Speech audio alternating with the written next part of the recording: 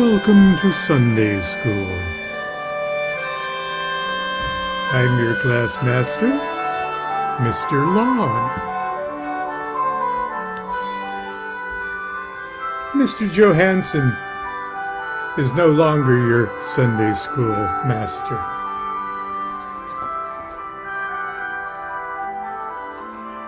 Don't believe everything you hear about him, but most of it is true.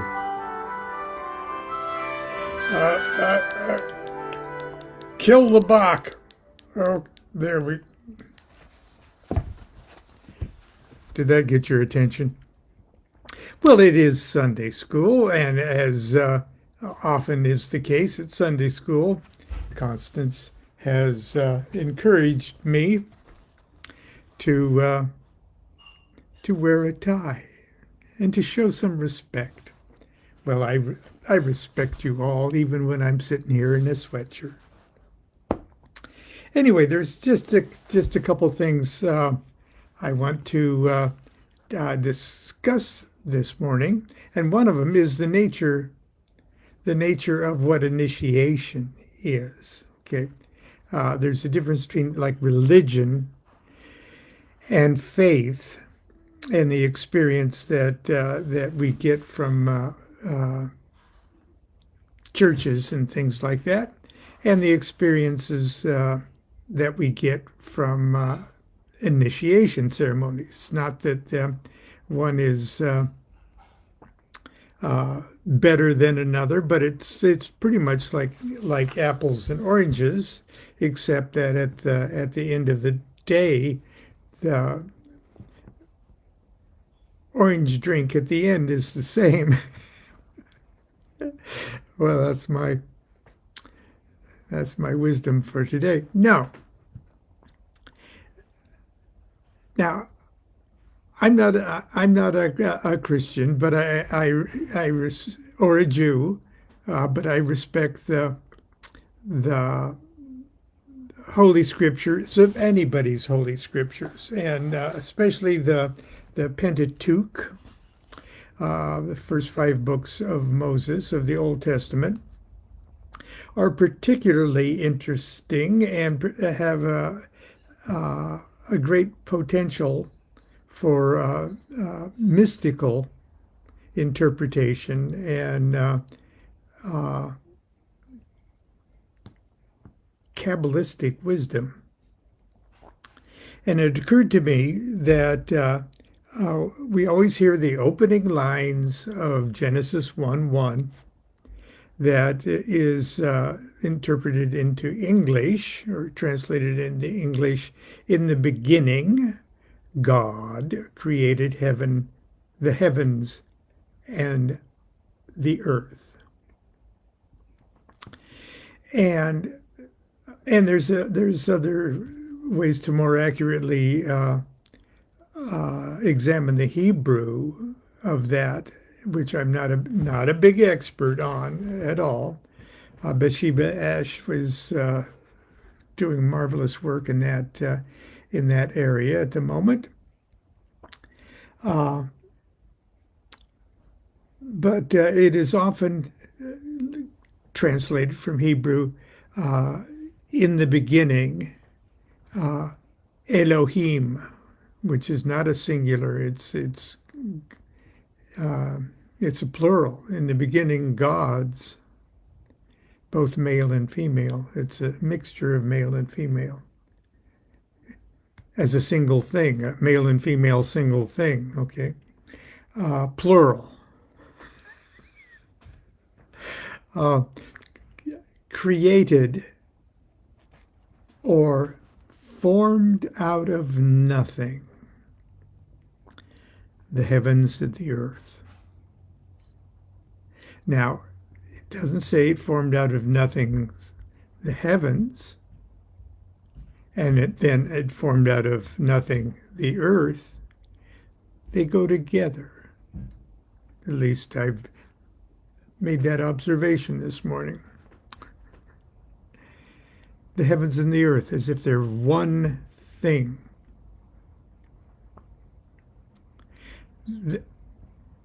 That must mean it's all. one creation, that we already are. Malkuth on the tree of life is already Kether on the tree of life. 10 is already number 1. Godhead and your head already one. And the idea is not so much, well, I'm going to quote from my favorite rabbi, Rabbi Lamed Ben Clifford, in a book that is forms the ritual, initiation ritual script of a 4-degree Kabbalistic initiation series using the Hebrew alphabet and all of that as our foundation.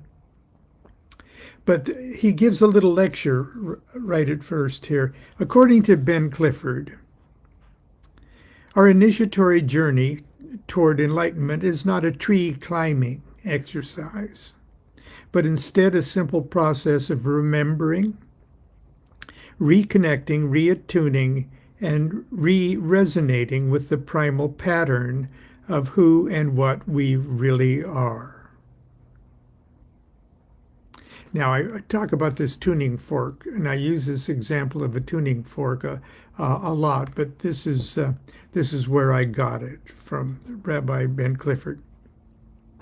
Ben Clifford attempted to illustrate this in his Tuning Fork of God parable. For a moment, let's think of the supreme consciousness of Godhead as an infinitely loud musical note. Let's say an A. This supreme A note is the vibration made by an infinitely huge mega A tuning fork, or the mouth of God. Oh. Okay. That is the source vibration of God's pure and absolute consciousness. Now, you and I, because we are made in the image of God, are also this divine A note.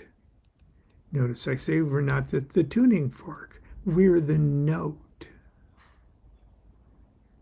Only we express it individually as if we had our own mini A tuning fork.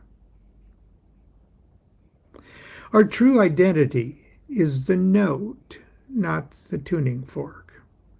When we're fully awake, our personal private A, mini A tuning fork is all clean and shiny, and it vibrates in perfect sympathy with the perfect unison of God's great universal mega A. And that mega A sets our mini A to eternal vibrating.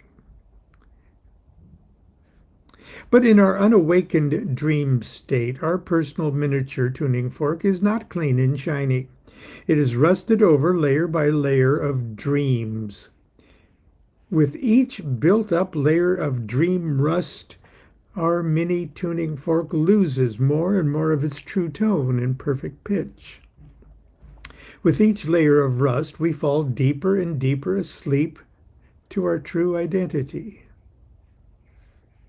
We could attempt to remove the rust from the outside by trying to chip away bit by bit each layer of dream rust from our personal tuning fork. Indeed, that's exactly what our fellow Kabbalists have attempted to do for centuries by using the hammer of intellect and the dull chisel of their dogma-restricted imaginations.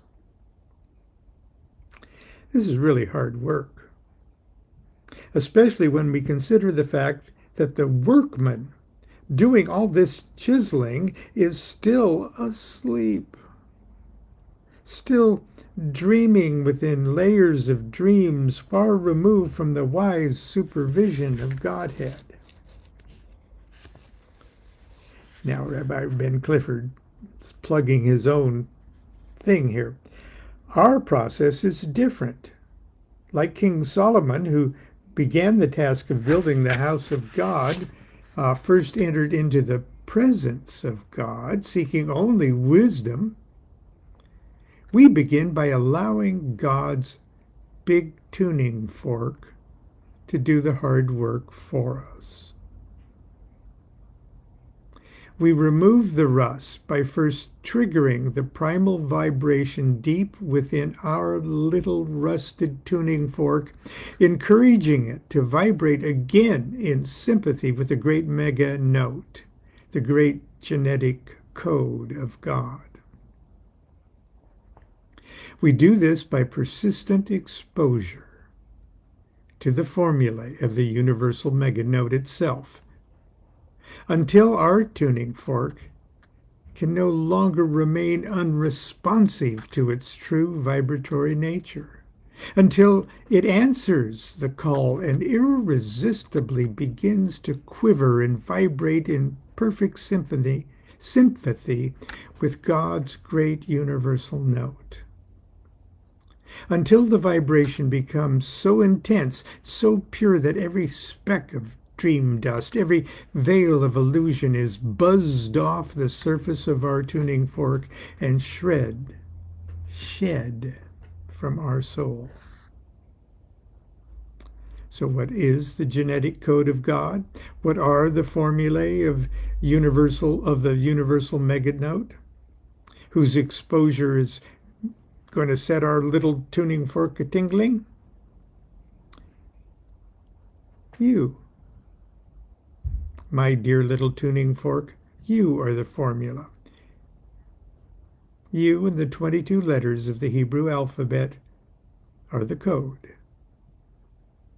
The 22 letters are alive and are the secret ingredient of the magic pill that, once swallowed, implants itself in the womb of your soul and makes you pregnant with the baby of your own awakened self. So, how do we do that in a 3-degree initiatory mystery school setting?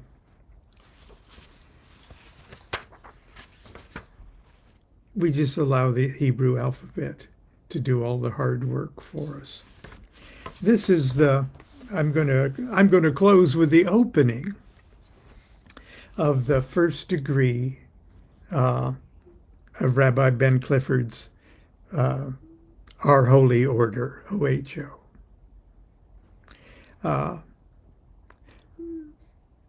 The temple is the universe itself. And even before the 1st degree, the universe hasn't even been created yet. Yes, we have 2 main officers. Okay. But they're acting sort of as it were, as the stage manager in the play Our Town. He sort of stands apart as a comment, and he leads the audience through the experience of the play, or more than a chorus. Okay, it's literally the stage manager, and but there's two officers. There's the worthy guide and the honored teacher. Okay, and they open the temple of the 1st degree. Now that 1st degree, you can imagine, is the in the beginning degree. And to set the stage for the candidate to enter in and be resonated to that in the beginning mechanics of what goes on in the beginning, they have to first open the temple, open the nothingness, if you will, that all of this is going to take place in. And the candidate doesn't see this even. Candidate is blindfolded and outside. But in the format of most initiatory societies, there will be a closing after it's all done and the candidate has been raised to that level. They repeat what went on in the opening in the closing to allow the candidate, the newly awakened candidate, to see what went on to set the stage for this.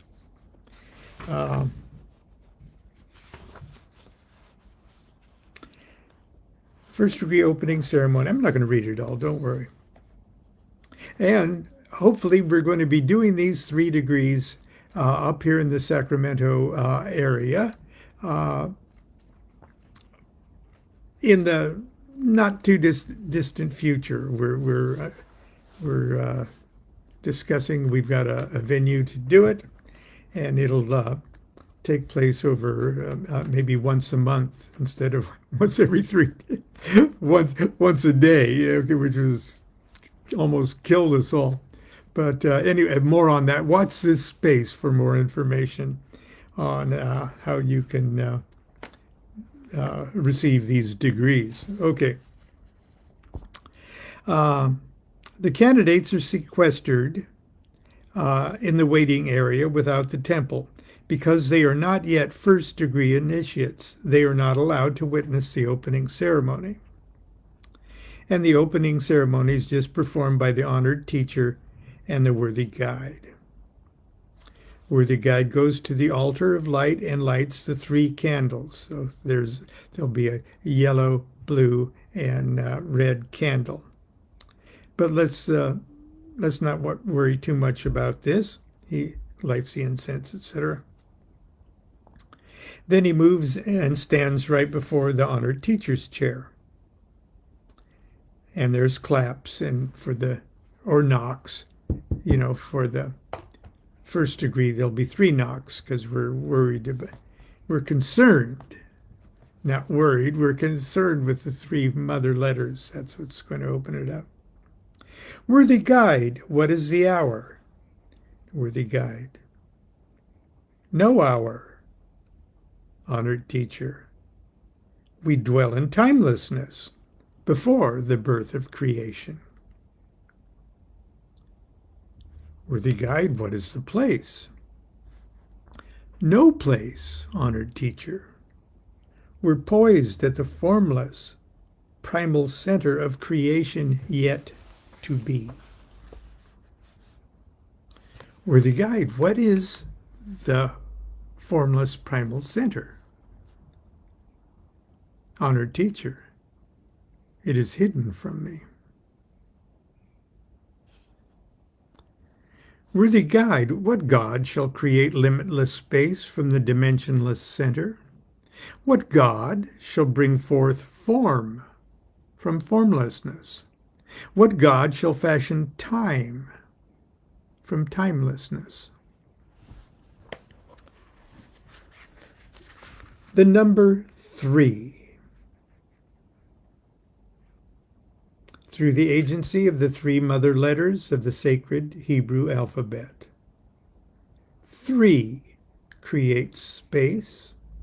3 creates time. 3 creates form. But in doing so, shall cast a spell of illusion. What are the 3 mother letters? Aleph, Mem, Shin. Where does the letter Aleph extend? From the center to infinite height. And from the center to infinite depth. Ah. Where does the letter Mem extend? From the center to the infinite east, and from the center to the infinite west.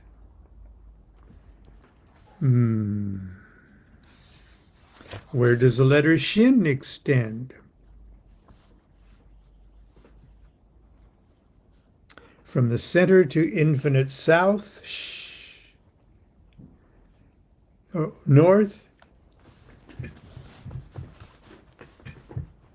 and from the center to infinite south. Then they give each other the secret signs. I'm not going to share those with you right now. Ah. Shh. So they say that together. Ah. Shh. The sign is made, the grip is given, the word is spoken. I declare the temple open in the first degree. The temple is builded, worthy guide, invite the sleeping God to enter and dwell within. Now, the sleeping God at this point is the candidate. Okay, after they ask him some questions at the beginning, brought him in, or her, and when the candidate is introduced like this.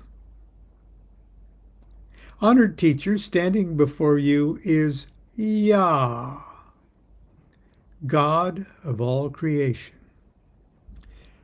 But she has fallen asleep and has forgotten she is God. In her dreams, she cannot see her own light or hear the music of her own creation. Honored teacher says, Hail unto thee, Yah, God of creation, divine one, beyond whom nothing is, and without whom no thing can be. You have fallen into the deepest slumber. What you mistakenly believe to be your life as a mortal woman is a masquerade, a dream life within a dream life within a dream life. Even the words you hear me speaking are dream words. They are but the faintest echoes of a truth that can be for you good tidings of great joy. Divine One, you have cursed yourself to remain asleep until you will to awaken. Divine One, you and you alone can arouse yourself from this self-imposed prison of dreams. O divine Yah, God of all creation, I ask you, is it truly your will to break your own curse and awaken and remember who you are?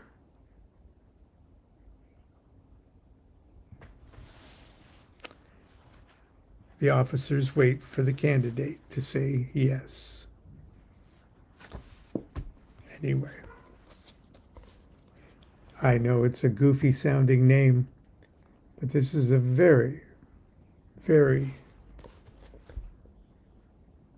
it's one of my favorite books. Okay, anyway, that's it for today. That's a real Sunday school lesson for today. We've talked about lots of this stuff before, but I just wanted to share again, because that opening line, the heavens and the earth were created, and it appears they were created simultaneously.